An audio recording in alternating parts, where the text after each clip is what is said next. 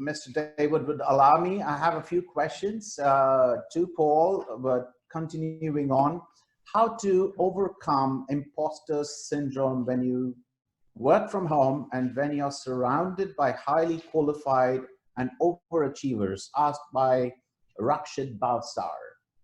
Yeah, that's a great question. And that actually, the key word is making sure you're choosing your thoughts. So when you say you're overcoming imposter syndrome, you start with what value do you bring?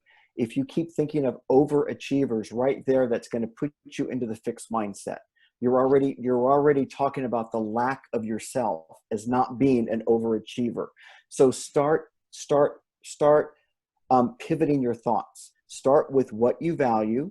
Start with then what your outcome would be from that. So I have a value that I bring to this group. You might think they're all overachievers, but what exactly do you value? And what I do with that is I have people, I've dealt with that myself. I deal with that with people in organizations who are at C-suite level. They list out what their values are. They list out what they bring. They list out what they've been recognized for. They list out all their competencies. Once they list out their positive aspects of who they are, that becomes embedded in their DNA. But when we are in, that question is brilliant, because when we are thinking that way, we are in a fixed mindset like this. And what you need to do is open that up and start looking at what values that you bring. And that's the first step in my 5-step. So that's the first thing you do. And little by little, you start to change your mindset. You start to move from that fixed to growth. Excellent. I've got a question for David.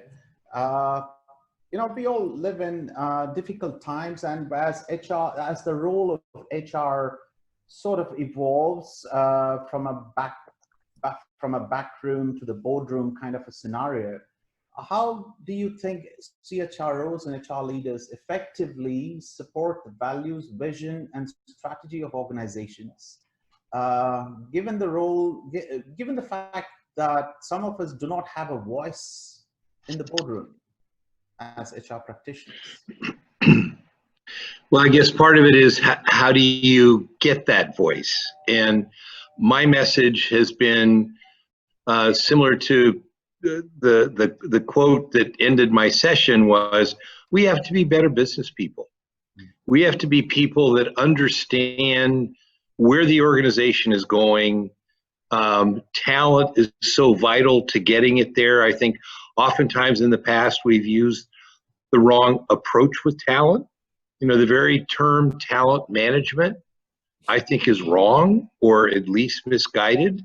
It should be more about unleashing talent at all levels, not just you know, high potentials or high performers. It should be at all levels within the organization. I mean, there's a lot of very interesting research that, for example, Google has done when they look at their people who are high performers and the fact that they were not hired the first time out. They were overlooked.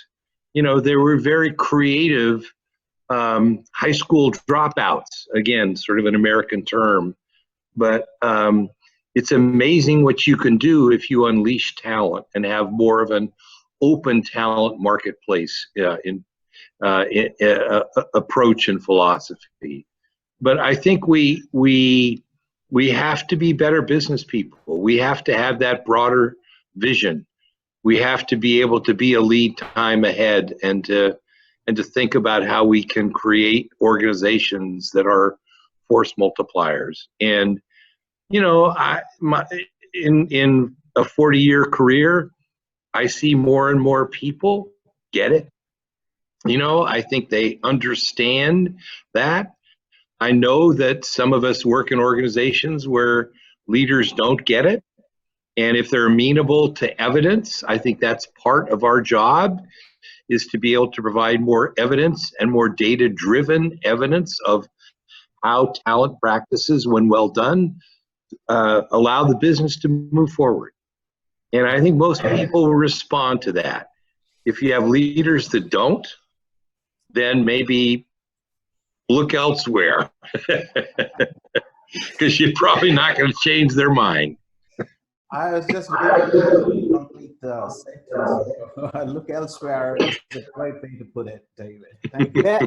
Could I add on to that? Could I Please. just add on to David's answer because it was so eloquent? What I find sometimes is CHROs have imposter syndrome because they are in an organization at a C-suite level. And for whatever reason, HR sometimes has not been given the credibility, the respect, et cetera, et cetera, et cetera, et cetera.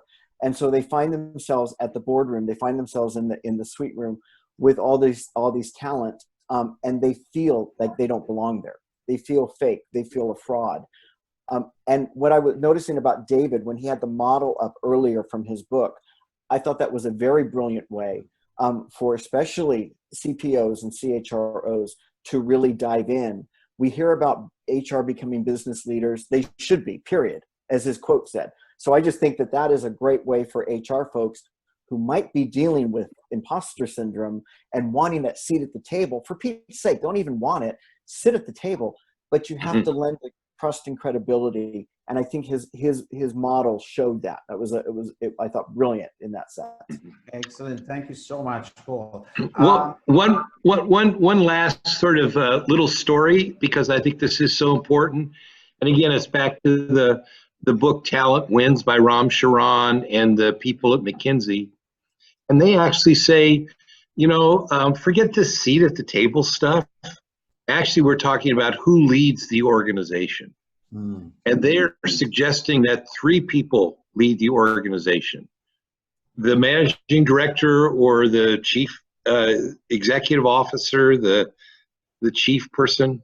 And then there are 2 additional people: the chief financial officer, who looks at financial capital in the organization and how to make investments, and the chief human resources officer, who looks at human capital and social capital and how to move the organization forward. Because those are actually the 3 most important people in the organization. Sorry. No worries. Thank you. There is a question from Paul.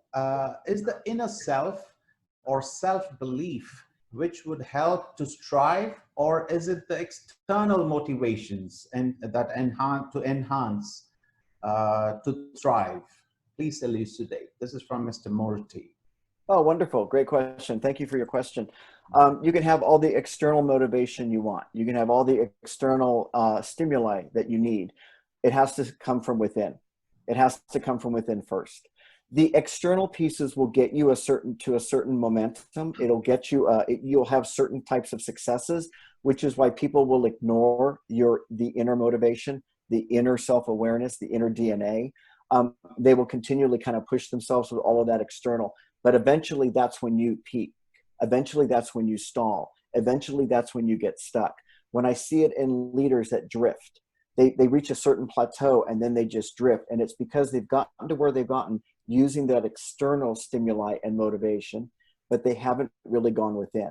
And then everything else starts to creep up and creep. And that's where the work can really begin. So if you have that awareness now via that question, which was brilliant, absolutely start with that the inner piece. Actually start with that inner self-awareness.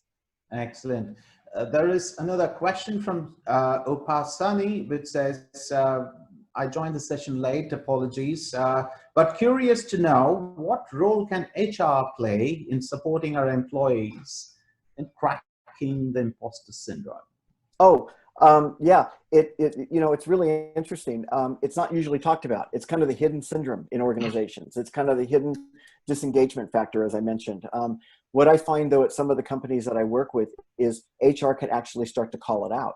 HR can actually put together a series of different ways, whether it be questions, whether it be help, whether it be support, to actually bring this out. Now, this is also kind of a little tricky because as leaders move up an organization, some of my leaders that are in C-suite, the last thing they're going to do is admit that they feel this way. The last thing they want to do is admit that they feel like being an imposter. But it is prevalent at all levels within organizations. So start by calling that out. Some of the organizations I work with, some of the tech companies I work with, some of the Fortune 100s have actually started to do imposter syndrome workshops around breaking that. and calling that out so that people then can like, oh, okay, that's what this is. It's not as bad as that. You can actually finesse your DNA around it. It shouldn't get you stuck. It shouldn't have all these effects, but it will if you don't do anything around it. So HR can, as David said, around the three people that lead the organization, HR can, it's part of the whole, it's bringing the potential out in people, and it blocks potential. So that's absolutely what people who are leading and have that influence around talent can do. Excellent. Thank you so much. There's just last couple of questions. One for David, please. How do organizations can look at balancing the talent acquisition plans, where especially now where the market is slow, but talent is so abundantly available? Well, and you're right, these conditions change all the time, but I think that one of the things we need to pay special attention to is taking care of the talent that we have and thinking about internal talent marketplaces where there are other opportunities for people within the organization to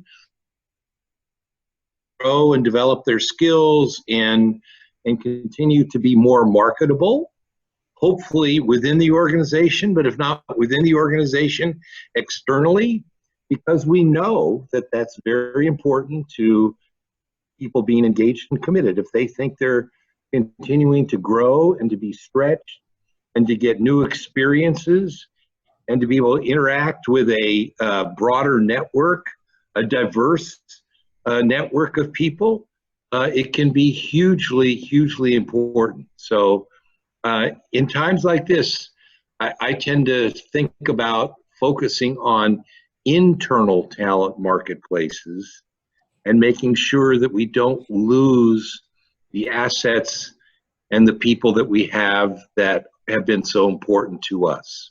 We owe them that. Thank you very much, David. Just the last one for Paul, if you will. Does voice applicable, is voice, the voice that you talk about, is it applicable to all employees, all organizations of any size, any geography? Absolutely. I've applied it not only to organizations, I've applied it to relationships, I've applied it to family units, it applies. So it absolutely can. The book that everyone can download can then go into details about different case studies of where it can be applied. But yes, it absolutely, because if you're thinking about it, you're talking about your values. You're talking about what's important to you. You're talking about what you bring to an organization, what you bring to life, what you bring to your relationships, and then outcomes, influence, courage, expression, really, really can apply. And I've had different scenarios in the book and different questions and kind of worksheets around how you can actually apply those to the different settings. But great question. I really appreciate that question. Oh, thank you. I mean, you talked about, most of in your research, you said most of the CHROs have had imposter syndrome. Paul, I'm a CEO and I can tell you I have imposter syndrome. So I think probably from what I learned from your talk is it applies not just to the HR function, it applies to people, it applies to organizations, it applies to employees at all levels. Is that correct? Absolutely. As I said, up to 90% of high achievers, 90% of successful people, the Michelle Obamas, the Oprah Winfreys, the people that have have stood on stage and said, I have felt like a fraud. I have felt like a fake. Bring it out to all of our levels at organizations. Absolutely have experienced it at one time or on a fairly daily basis. And I'm able now to identify it with myself.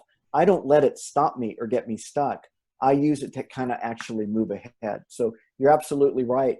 And a lot of C-suite have it, and they just kind of move up and they don't talk about it. It's kind of the silent syndrome. And if they can finesse it, great. But a lot of them get stuck with it, and then that's when the career stalls in that particular place. So great insight on your part. Excellent. Thank you so much. And I think if I put Paul and David together, we've got rock stars of an HR band. I think I'm going to have to possibly be in touch with you. Me, Helen. Helen says hello to both of you, of course. Helen's wonderful. Helen's Yeah. great. Helen's absolutely wonderful. Helen is the rock star. She absolutely is. Thank you.